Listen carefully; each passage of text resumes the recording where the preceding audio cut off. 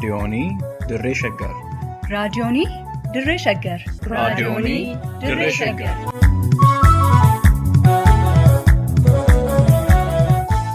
Raadiyoonii Dirree Shaggar. Raadiyooniin Dirree Shaggar torbaan guutuu guyyoodhaan galgalatti sa'aatii tokkorraa eegalee amma sa'aatii tokkoof walakkaatti dambalii gabaabaa meetir baandii 19 kiiloo heerzii 15,415 irratti qophii dabarsuu amma jalqaba. Raadiyoonii Dirree Shaggar.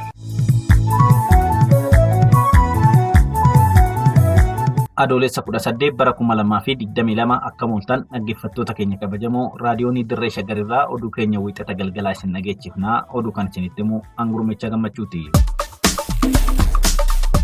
Aanaa Midaaqanyitti waraanni mootummaa namoota nagaa ajjeesee ibiddaan gube.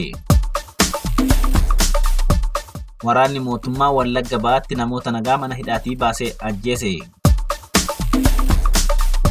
Hongee cimaa toora gaanfa Afrikaatti mudateen daa'imman deeggarsa nyaataa hatattamaa barbaadan dabalaa dhufuun dhaga'ame.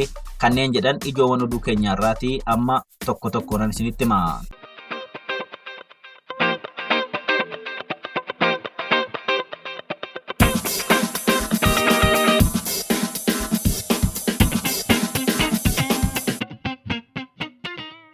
Godina Shawaa Lixaa aanaa Midaaqanyitti waraanni mootummaa lubbuu namoota nagaa rasaasa itti roobsee erga galaafatee booda reeffa isaanii ibiddaan gubuun ibsame. Jiraataan aanaa Midaaqanyi tokko raadiyoonii Dirree Shaggaritti akka himanitti waraanni mootummaa adoolessa 16 bara 2022 bulchiinsa magaalaa Aanichaa magaalaa Baallamee irraa gara ganda Goodee Galaan jedhamutti eega bobba'een booda manguddoo umurii isaanii ganna 65 ta'an qonnaan bulaa tokko akkasumas haadhaa fi ilma dabalatee namoota 4 rashaneera. Waraanni mootummaan bobbaase kun kanaan utuun kufir reeffa haadhaa fi ilmaa magaalaa Baallamiitti geessuun ibiddaan gubee gochaa suukaneessaa uummata nagaarratti akka raawwate namni ijaan argan kun ragaa baaniiru. Jiraata Godina Shawaa Lixaa aanaa Midaaqanyi gaadilla Goodaa Galaanii magaalaa xiqqoo Baabboo yookaan Bittilla jedhamturraayi guyyaa kaleessaa magaalaa Baallamii yookaan bulchiinsa aanaa sanaa kan taate Baallammiirraa gara ganda Goodaa Galaan kan dhufe humni mootummaadha. Waan suukanneessaa uummata keenya irraatiin kan inni ga'e godaannisa uummata keenya keessaa bahuu hin dandeenye kan dhalootaa dhalootatti seenaa dhalootaa dhalootatti darbudha wanta hojjetame naannoo Baallamii kan jedhamu aanaa Midaaqanyiirra jechuudha. Achirraatii gara ganda Goodaa Galaanitti erga bobba'ee booda uummata nagaa namoota hedduu kan biyyaa kaleessaa lubbuu isaanii darbe. Waraanni mootummaa yakkoota yeroo garaagaraatti uummata irratti raawwataa tureen uummanni jiilee mana akka ture kan himan jiraatan kun manguddoo ganna 65 aadde daadhituu Iggatu jedhaman manatti itti seenanii ajjeesuun reeffa isaaniitti haada hidhanii lafarra harkisuun gocha ilma namaatiif hin mallee manguddoo kanarratti raawwachuu himu. Baay'ee kan si gaddisiisuu fi baay'ee nama hundaatti sabalattee kan ta'e baay'inaan dubartoonni keessa miidhamuu isaaniiti. Dubartoonni kun akkaataatti isaan miidhamanii uummanni erga isaan dhufanii amaleeffannaa yeroo isaan dhufan yeroo baay'ee deddeebanii uummata ajjeesuu, uummata dabadabuu, uummata qabeenya uummataa suuqii uummataa lixanii saamu qabeenya uummataa caccabsu sanaaf jedhee uummanni mana isaa ture. Uummata mana isaa ture sanatti humnaan ol galanii erga galanii booda humna maanguddoo umuriin isaanii raaganii kan maqaa isaanii itti himuu kan danda'u adda daadhituu ijjibuu kan jiran yeroo jalqabaaf lixanii mana isaaniitiin rasaasatti roobsanii akka gingilchaatti erga godhanii ajjeesanii booda mana isaanii keessaa waa yookaan finyoo wanta itti harkifamu sanaan harkisanii luka isaa jedhanii bakkeetti baasanii waan namatti hin tolle maanguddoo akkasii qullaa isaanii daandii irratti gatanii jechuudha. Manguddoo kana erga ajjeesanii boodas qonnaan bulaa ooyiruu keessaa lafa qotaa turanii fi haadhaa fi ilma manuma isaaniitti itti seenuun rasaasaan rashanuus eeraniiru. Reeffa haadhaa fi ilmaa kanas magaalaa Baallamii geessanii uummata fuulduratti ibiddaan gubuu jiraatan kun raadiyoonii Dirree Shaggaritti himaniiru. Ganda sana keessa kan jiru namoonni baay'een isaanii qotee bulaadha. Qotee bulaa sanatti nama qonna isaa qotatu qonna irraatii sangaa bukkeetti qabanii erga deemsisaniin booda isas ajjeesanii fudhatanii deemanii. Sana malees namoota mana isaa taa'u nama nagaa haadhaa fi mucaa walitti qabanii fuudhanii mana isaadhaa baasanii wawwaraananii maal godhanii erga akkas jiranii booda fuudhanii gara bulchiinsa magaalaa Baallamii geessaniitiin achitti itti dhukaasanii ajjeesanii haadhaa fi ilma iddoo tokkotti erga ajjeesaniin booda wanti si gaddisiisu inni guddaani namoota kana uummata nagaa kana siyaasa kam keessaa harka hin qabne uummata qotee bulaa kana uummata uumaa hin beekne kana ajjeesanii erga ajjeesanii booda immoo fuudhanii gara bulchiinsa magaalaa Baallamii erga geessanii booda reeffa namoota kanaa bakka sanatti gubanii jechuudha. Namoonni ajjeefaman kunneen aadde Daadhituu Iggatu, qonnaan bulaa obbo Kumasaa Saaqqataa, aadde Mitikkee Ooljiraa fi ilma isaanii Wadaajoo Galataa akka ta'an himanii waraanni mootummaa yakka tokko malee gocha suukaneessaa irratti raawwachuun akka galaafate maddi keenya ifoomsaniiru. Tokko aadde Daalituu Iggazuu kan jedhamtu asuma ganda kana keessadha. Kan du'anii reeffa isaanii bakkeetti gatanii deemanii har'a uummanni bakka sanaatii achi fudhatee galee awwaallate. Kumasaa Saaqqataa kan jedhamu nama bakka qonnaatti yookaan iddoo ooyiruu isaatti kan qabame siin jedhatanii. Aadde Mitikkee Oljirraa kan jedhamtu ishee asii fuudhanii ilma ishii Wadaajoo Galataa kan jedhamu ilma ishee tana wajjin walitti qabanii lamaan isaanii erga qabanii booda bulchiinsa magaalaa Baallammii geessanii achitti bakkee ka'anii uummata erga laalchisanii booda sanaa booda abiddatti godhanii uummata gidduu otoo daa'imni umuriin isaanii xiqqoo otoo jiranii osoo namoonni hedduu jiranii achi gidduutti uummata gadi yaasanii reeffa isaanii abiddaan guban jechuudha. Hammeenyi fokkisaan kunis waraana mootummaa kumaandoo jedhamuu fi kaadiroota bilxiginnaa aanaa midaaqanyiin akka raawwatame ibsan. Wanti ammaaf qabatamaatti arginee jiru wanti humni kana godhe tokko walta'iinsa bulchiinsa aanaa sanaa fi akkasumas illee amma komaandoo riippaabilikaan gaadii kan jedhamee owwaamu achi keessa kan jirudha. Isaan kun hundi isaanii ta'ii kanaatiif kan harka keessa qabu keessattuu bulchoota aanaa kan bulchanii kanneen dhimma nageenya keessa jiranii ofii isaanii wajjin deemanii uummata kana ajjeesanii namootuma Oromoo ta'anii ganda kana keessa bulchaa jiran jechuudha. Baay'een isaanii kan wajjin deemanii kan fakkeenya maqaa ishii dha'uu danda'a kanneen akka Taarikuu Deebisaa kan jedhamu achuma keessa kan jiru ta'ee deemee kan uummata keenya ganda kana irraa ganda kanaatii kan uummata fichisiisaa jiru hin jira. Akkasumas illee Maamuyyee Dilboo kan jedhamu illee jira bulchiinsa magaalaa keessa kan hojjetanii isaan kanatu uummata keenya fichisiisaa jira jechuudha. Bakka ajjeechaan kun itti raawwatamerraa fageenya muraasa irratti lolli waraana mootummaa fi waraana bilisummaa Oromoo gidduutti adeemsifamuu himanii lolicha irratti waraanni mootummaa garmalee waan miidhameef haaloo ba'iinsa uummata nagaa akka fixellee ragaa ba'aniiru.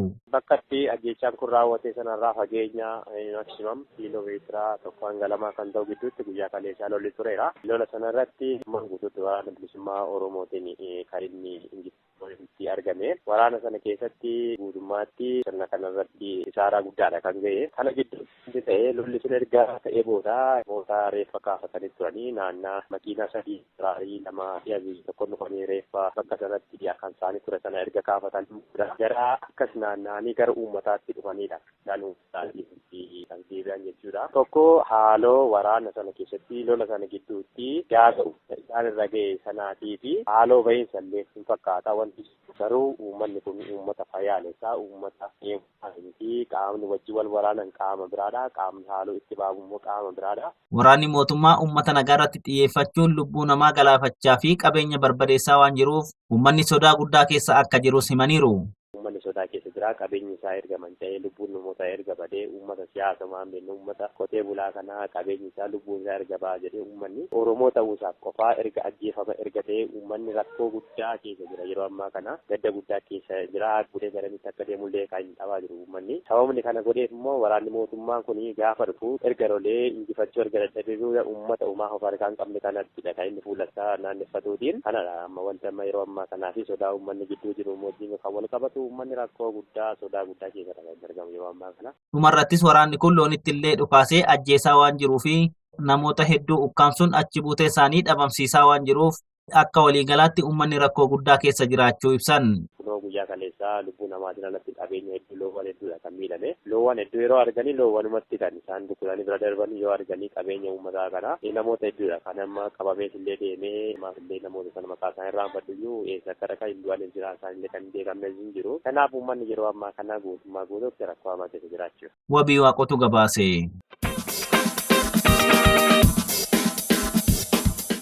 Waraanni mootummaa godina Wallagga Ba'aa aanaalee Gobbuu Sayyoo fi Sibuu Sireetti namoota nagaa mana hidhaatii baasee rashanuun beekame. Jiraattonni naannawa sanaa odeeffannoo raadiyoonii Dirree Shaggariif kennaniin akka mirkaneessanitti torban kana keessa godina Wallagga Ba'aa aanaa Gobbuu Sayyoo fi aanaa Sibuu Sireetti namoonni nagaan ABO Shanee waliin hariiroo qabdu jedhamuun hidhamanii turan mana hidhaatii baafamanii rashanamuun reeffi isaanii dirreetti gatamuu ibsaniiru. Namoonni kunneen qonnaan bultoota jiruu fi jireenya isaanii oomisha qonnaatiin gaggeeffatanii fi kanneen dhimma siyaasaa kamiyyuu waliin qunnamtii hin qabnedha jedhan. Qonnaan bulaan obbo Biqilaa Biraanuu jedhaman aanaa Gobbuu Sayyoo keessatti waajjira poolisii magaalaa Aannootti hidhamanii kan turan yoo ta'u, ABO Shanee waliin qunnamtii qabdu jechuun ragaa qabatamaa fi ajaja mana murtii tokko malee mana hidhaa keessaa baafamanii akka ajjeefaman dubbatu. Akkasumas aanaa Sibuu Siree ganda Bakkanniisaa Becceruu jedhamu keessatti qonnaan bulaa maqaan isaanii Adam Qanaa jedhaman ABO Shanee waliin qunnamtii qabu jechuun adoolessa 15 bara 2020 waraanni mootummaa rasaasa itti roobsuun ajjeesee gatuu himanii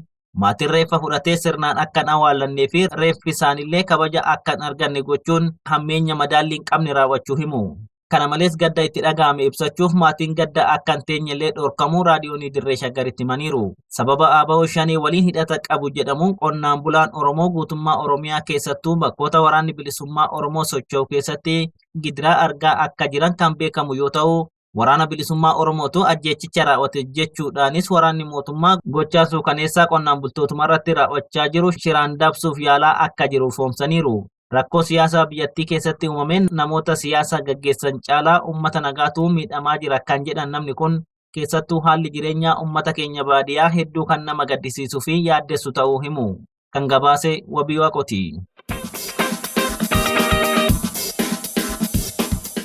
Oduu keenya ittaanuun lola giddugaleessa Oromiyaatti deemaa jiruun waraanni bilisummaa Oromoo injifannoo gonfate.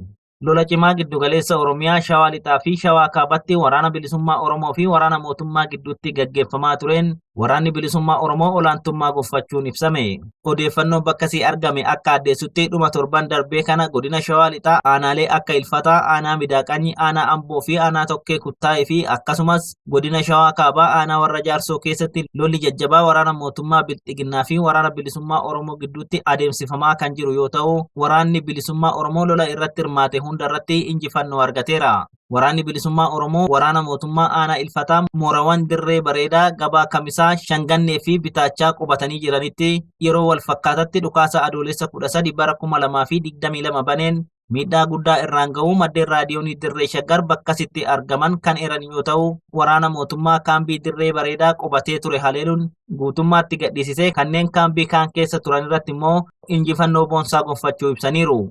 Lola kanarratti loltoonni mootummaa hedduun lubbuun galaafatamuu fi madaa'ullee eeraniiru. Guyyuma wal fakkaatutti aanaa Tokkee Kuttaa'ee bakka addaa Gooroo Soolee jedhamutti daandii guddicha Finfinnee fi lixa Oromiyaa geessu irratti lola taasifameen waraanni bilisummaa Oromoo lolicha olaantummaan goolabuu himaniiru. Lola jabaa godina Shawaa Kaabaa aanaa Warra Jaarsoo ganda Ejeree jedhamutti adoolessa 15 bara 2022 adeemsifameenis loltoonni mootummaa hedduun ajjeefamuu fi madaa'uu maddeen keenya ibsaniiru. Ajajoota waraanaa 2 fi dhukaastota dishqaa 3 dabalatee loltoonni mootummaa hedduun akka ajjeefaman himanii kanneen madaa'anis xiqqaa akka hin taane ibsaniiru. Adoolessa 16 bara 2022 lola cimaa godina Shawaa Lixaa aanaa Midaaqanyi keessatti gaggeeffameenis waraana mootummaan rakkisaaraan guddaan ga'uu kan himan maddeen raadiyoonii Dirree Shaggar aarii waraana bilisummaa Oromootti qaban uummata nagaa irratti dhukaasanii lubbuu namoota hedduu yoo galaafatan hubachuu isaanii ibsan. Dhumarrattis lixaa fi kibba Oromiyaatti lolawwan jajjaboo waraana bilisummaa Oromoo fi waraana mootummaa gidduutti adeemsifamaa jiraachuu himaniiru. Kan gabaaste Hawwii Qajeelati.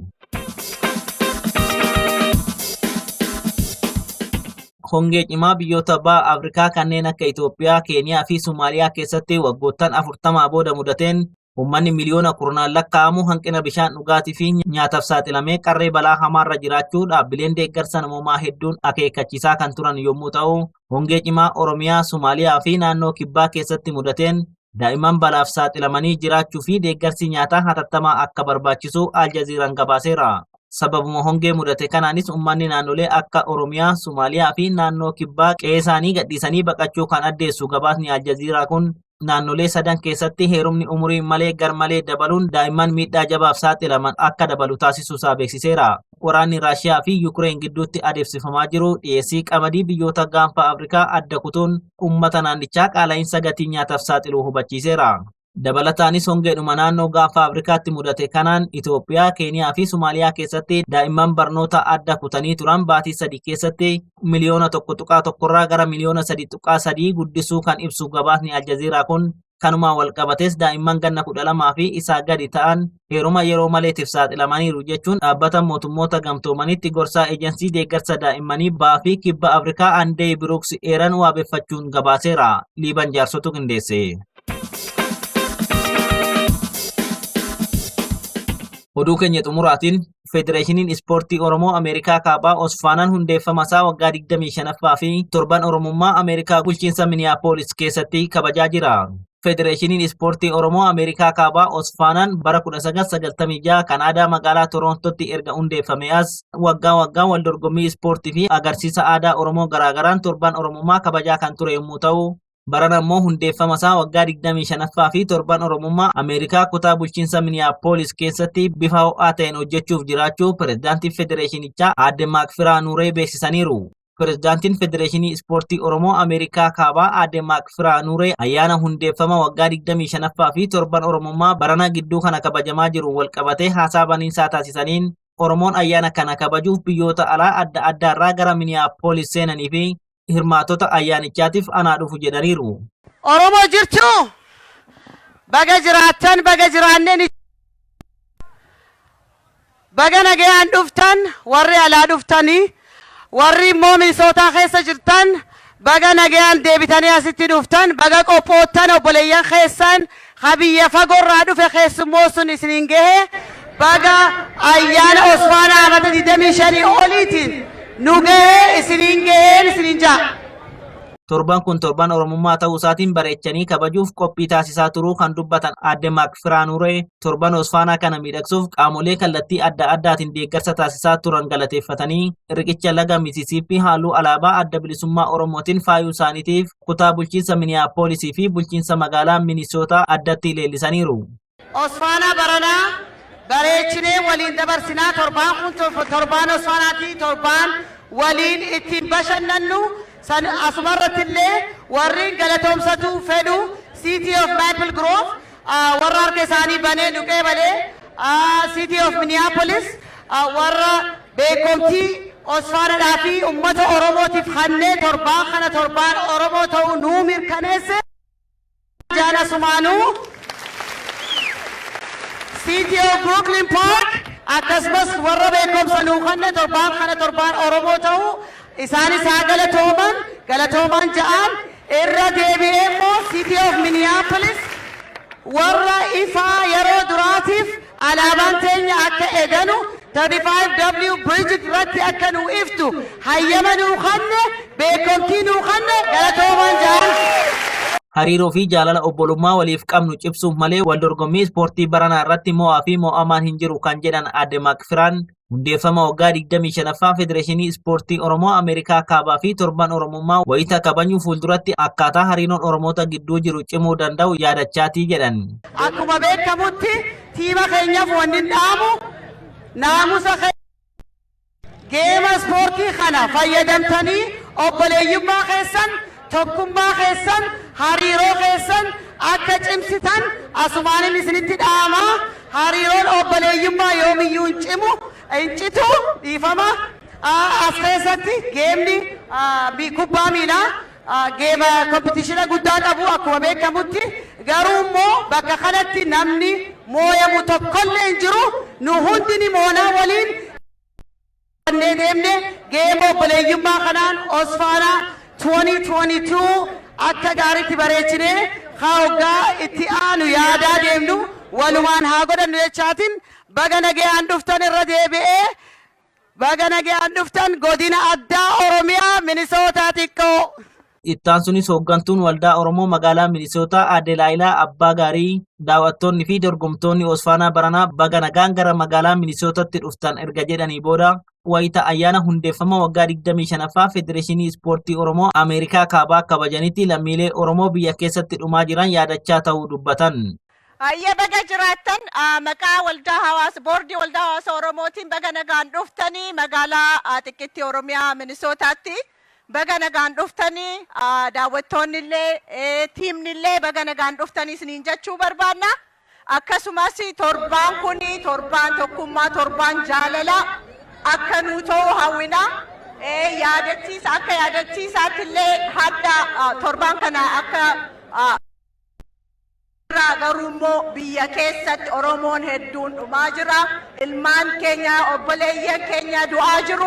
Isaanillee haa yaadannu hammuma dandeenye. Isaanillee yaadataa torban kana itti afuufnu jenna. Liibaan jaarsotu qindeesse.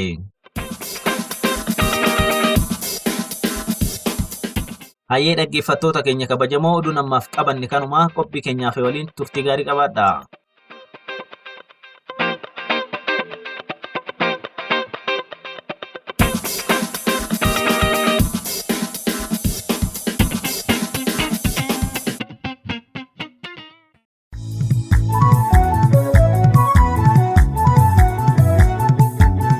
raadiyoonii dirree shaggar raadiyoonii dirree shaggar raadiyoonii dirree shaggar